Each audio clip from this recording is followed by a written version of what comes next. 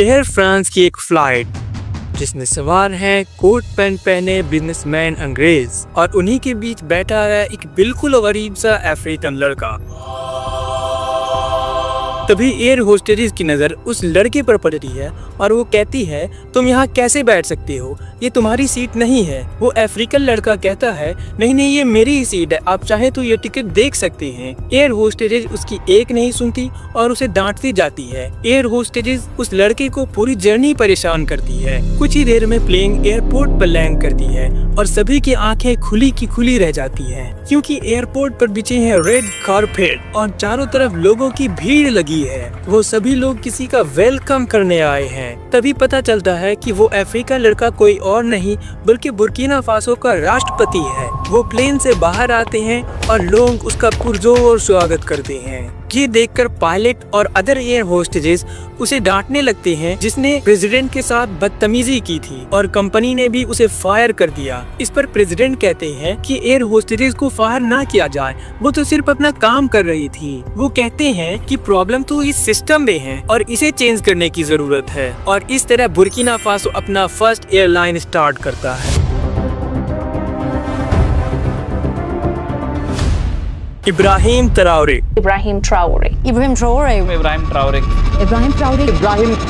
जी हाँ, वो शख्स कोई और नहीं बल्कि इब्राहिम ट्राओरे ही है, जिसने पश्चिमी देशों की नींद उड़ा रखी है और फ्रांस जैसे देशों को घुटना टेकने पर मजबूर कर दिया।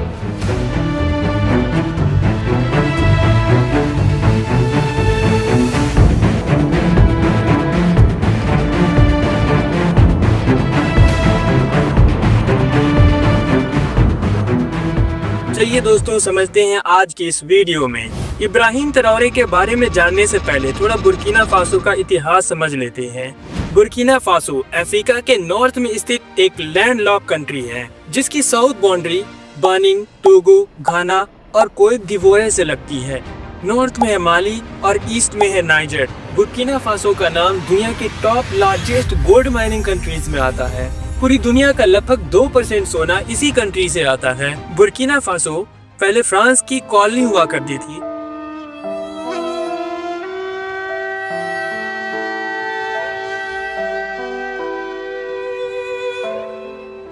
और इसका नाम था अपर वोल्टा। 1960 के दशक में बुर्किना फासो को फ्रांस से आजादी मिली।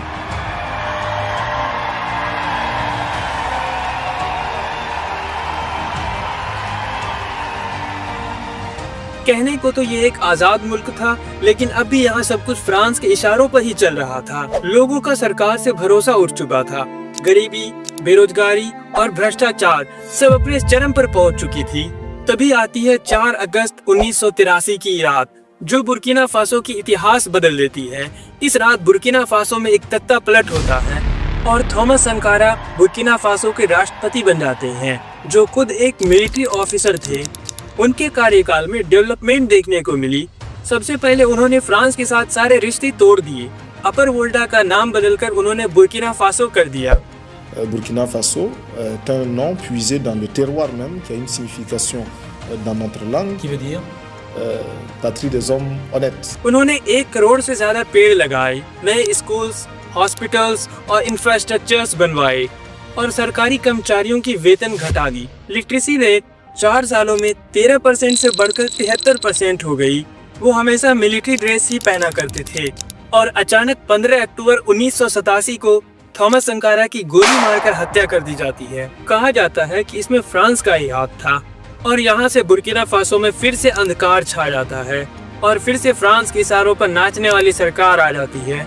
संकारा की हत्या के लगभग 1 साल बाद 14 मार्च 1988 को केरा के एक छोटे से गांव में एक बच्चे का जन्म होता है, जिसका नाम रखा जाता है इब्राहिम ट्राओरे। वो बचपन से ही एक शार्प माइंड थे। उन्होंने अपनी प्राइमरी एजुकेशन वांडूक्यो से किया और यूनिवर्सिटी ऑफ ओगाडुगो से BSc कर मिलिट्री एकेडमी ज्वाइन किया। 2009 में उन्होंने आर्मी ज्वाइन किया और उन्हें एंटी एयरक्राफ्ट ट्रेनिंग के लिए मोरक्को भेज दिया गया। 2014 में वो लेफ्टिनेंट बन गए और यूनाइटेड नेशन की पीस कीपिंग फोर्स की तरफ से उन्होंने माली वॉर में भी भाग लिया। 2020 में वो लेफ्टिनेंट से सीधा कैप्टन बन जाती हैं। ट्राओरे कहते हैं कि इसी दौरान उन्हें सरकार का तख्ता पलट करने का आइडिया आया, जहां एक तरफ सैनिकों में बेसिक हथियार की कमी थी, वहीं दूसरी तरफ राजनेता अमीर से अमीर होते जा रहे थे। देश में गरीबी और बेरोजगारी से लोगों का बुरा हाल था। ट्राओरे सरकार से नाराज सैनिकों के साथ मिलकर जनवरी 2022 में प्रेसिडेंट रॉक मारी क्रिश्चियन काबोरे का तख्ता पलट कर देते हैं और लेफ्टिनेंट कर्नल पॉल हेनरी को प्रेसिडेंट बनाया जाता है। पॉल हेनरी ने टेररिज्म खत्म करने और देश को मिलिट्री के जरिए रिस्टोर करने का वादा किया। Je jure devant le peuple burkinabé et sur mon honneur de préserver, de respecter, de faire respecter et de défendre la Constitution, l'acte fondamental et les lois, de tout mettre en œuvre pour garantir la justice à tous les habitants du Burkina Faso। लेकिन महीनों तक इसका कोई असर नहीं दिखा और Paul Henry भी फ्रांस की गोद में जाने लगे। एक बार फिर ट्राओरे सैनिकों के साथ मिलकर सितंबर 2022 में पॉल हेनरी सरकार का तख्ता पलट कर देते हैं और 6 अक्टूबर 2022 को 34 साल के ट्राओरे बुर्किना फासो के इंटरिम प्रेसिडेंट बन जाते हैं।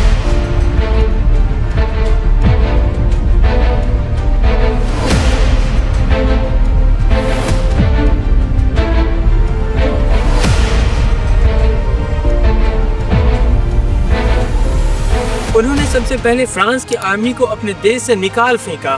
सरकार बनते ही उन्होंने गोल्ड माइनिंग कंपनीज को नेशनलाइजेशन करना शुरू कर दिया। उन्होंने देश का पहला गोल्ड रिफाइनरी भी सेट किया। इन्होंने सरकारी अफसरों की वेतन घटा दी। संकारा की तरह ट्राओरे भी हमेशा मिलिट्री ड्रेस में ही रहती हैं। ट्राओरे ने प्रेसिडेंट की सैलरी लेने से मना कर दी। वो अब भी अपनी आर्मी वाली सैलरी ही लेते हैं।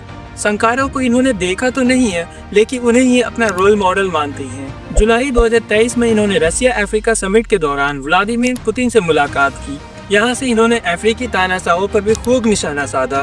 ट्राओरे हमेशा अफ्रीकन यूनिटी की बात करते हैं। आए दिन ट्राओरे फ्रांस के राष्ट्रपति इमैनुअल मैक्रों से भी पंगा लेते रहते हैं। अब जना ट्राओरे सरकार के वायदों पर भी एक नज़र डाल लेते हैं।